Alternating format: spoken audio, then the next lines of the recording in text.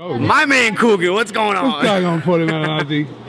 It seems like I see you quite often now, isn't it? Like, yeah, you're all over the world. I'm kind of all over the world, but you're more all over the world than me. It seems like you're where I'm at. Oh, you know, I've got my own TV show now, don't you? Yeah? Yeah, on Box Nation, once a week. It started on Thursday. Tell them to sell it over here. What are we going to do? Oh. We just keep it on Box Nation? You going to be selfish like that? Bring it over to the U.S., bro. What are we doing, bro? I'll have a word.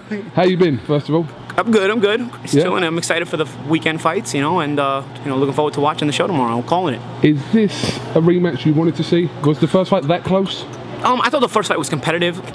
It's not every day that it's not every fight that we see Floyd Mayweather in some difficulties, having some trouble. So, because Maidana gave him some troubles that we rarely see Floyd going through, I don't mind the rematch. You know, and especially at Floyd's age, you just start to wonder if he's slowing down, and maybe did he have trouble because he's slowing down, or is it because Maidana just troubled him the first time around, but he'll make the adjustments the second time around. So I'm curious, and I actually started noticing a little bit that this kind of style bothers Floyd in the Miguel Cotto fight. Nobody clamored for a Miguel Cotto rematch, but in reality, Floyd won that fight, but it was competitive, and it was, he went through his moments of difficulty as well, but nobody clamored for it, and I always wondered about that. But Maidana managed to trouble him a little bit more, and he's getting the rematch, so I don't mind the rematch. I obviously you want to see the Thurmans of the world and guys like that, even Brook, get a shot, but really, it's not a rematch I mind. Floyd's scheduled to have 2 more fights next year, obviously in May and September. Who would you like to see him in the ring with, Paulie? I like to see him, I think the top of the welterweight division right now, skill-wise, are guys like Keith Thurman, Amir Khan, Brook. I think guys like that are really the top of the welterweight division. I mean, I know there's a lot of welterweights that are out there that I'm missing, but they're top, but they're not. I don't think they're on the level of those guys I just mentioned. I think one of those guys next year, or in 2 fights that I'll have next year, should get a shot. We'll obviously get to see Kell again before that, we hope, if he recovers. Amir's been making a good point to deserve a shot, and he looked good beating Louis Collazo. And of course, Keith Thurman is that the elephant in the room, so to speak, that nobody wants to really look his way, but he's getting more and more dangerous. So we'll see. Did it surprise you what happened in Carson last month? No, it didn't surprise me. It didn't surprise me, but I knew Kell was a good fighter. I knew Sean would bring it, but at the end of the day, Kell is a bit better technician, and I think that was the difference in the fight, really. Sean, as much effort as he brought to the fight, he couldn't match the skill of Brook, and sometimes at this level, it's not always a matter of will, but it's a matter of skill, and I think skill won out in Carson on August 16th, and Kell deservedly took home the title. Brook's going to be out with an incident recently, so he'll be out of action for a while. Brook Khan hopefully will happen for the UK fans next year, a massive fight. Hopefully the world title on the line as well. So who wins this fight for you, Paulie?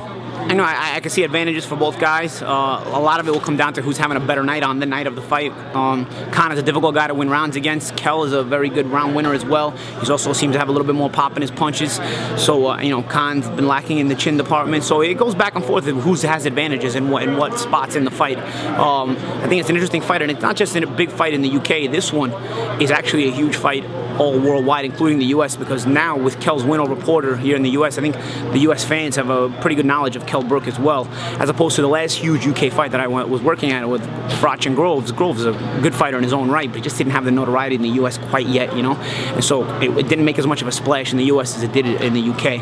I think Khan and Brook would make a huge splash on both sides of the Atlantic, and they're 2 of the guys that I hold at the top of the welterweight division. I think really the elite and pinnacle of it. What's your opinion on Pacquiao and Algieri in November? Chris surprised us, and he keeps surprising us. I think he's gonna keep surprising people and do better than people think. It's a difficult fight. They both look for speed and boxing tactics, as opposed to Chris's last fight, where Provodnikov, was gonna just bring it, and Chris was gonna look to box him. I think this presents a different challenge for Chris, in that now he's facing a boxer, a left-hander, a guy who kind of looks for the same things he does. So I'm curious to see if Chris can impose himself, mainly with his height, because Chris has a big height advantage, and see if he can control the ring. But it's not an easy fight, of course. They never are at this level. But for Chris, a guy that I know since he's been coming up the ladder, I'm happy for him. And really, in this case, it's a win-win situation, because at worst, if he doesn't win the fight, if he doesn't win the fight, I think in the end, he's still the 140-pound world champion. And if he does win the fight, he's a bona fide superstar. Finally, what's happening with you? I don't know, man.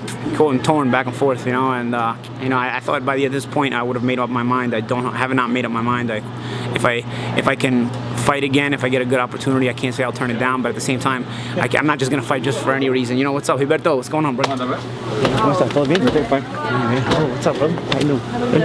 So, you know, what's up? Hey, the gloves? No, I don't know, Gilberto. Yeah, of course. I'm good, I'm good. Llámame. No, November, I'm soy en Nueva York, sí. Llámame. And so, you know, lost my train of thought. You haven't made your decision yet about what you're going to do? So that's the major decision, really. You know, some days. Have you had offers? I haven't had clear offers. I've been contacted by Leonard Bundu's team to fight for the European title, which would be interesting because he is Italian. Really? And you know, I have Italian citizenship, so you know, it's something that did cross my mind. Did you watch the fight with Frankie Gavin? If he would have won, but you know, no. Did you see the fight with Frankie Gavin? I did not see the fight with Frankie Gavin, but Leonard keeps surprising people. You know, keeps surprising. He's a good little fighter. Doesn't really get a lot of credit, and really doesn't. His team doesn't have really the pull to get him a bigger fight. You know, I think it'd be an interesting fight if it could be worked out, and I think. And that's the thing. It's like when you're a former champion like myself, it's like you never just come back for one fight, because if you win it, then you're like, man, the big offers start coming your way as an ex-champion, and your resume's built already. So as an ex-champion, you get a clean win, and suddenly, you know, you find yourself getting other offers. So that's that's where he gets torn, because it's like I'm either fighting or I'm not fighting. Because if I'm fighting, it's going to be longer term than you think, you know. And if I'm not fighting, okay, then I can walk away. But it's not like I come back and say, you know, if things go well and say I fight Leonard Bundu for argument's sake and I win the European title. It doesn't end there. You know it doesn't end there, because you know I'm going to get an offer to fight Kell or something like that after that, you know, as the European champion. You know, so you know, that's the thing. That's what troubles me. It's like I know if I come back, it's going to come back for more than one fight, and it's not just about fighting once. Or I just sit back and do what I'm doing, and you know, enjoy the TV commentary, which I enjoy very much, and I love being around the fights, and you know, I'm safe and healthy this way.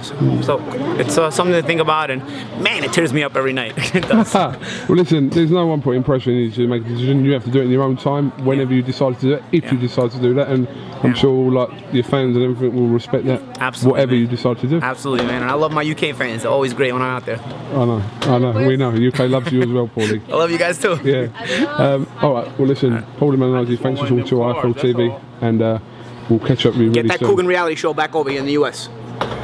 That's a plug.